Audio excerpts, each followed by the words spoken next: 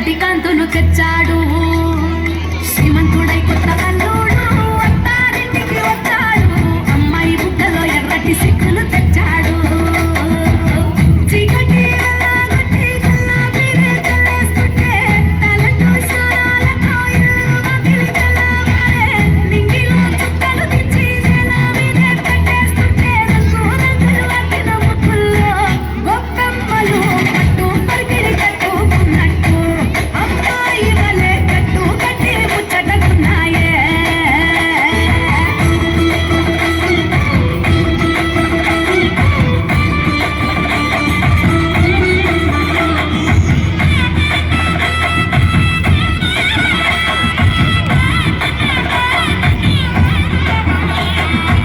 పురాణ మోపు గట్టి రంకెలేసే ఎట్ల పోటీ గుడి గంటలు మోగే జట పండగల చాటి.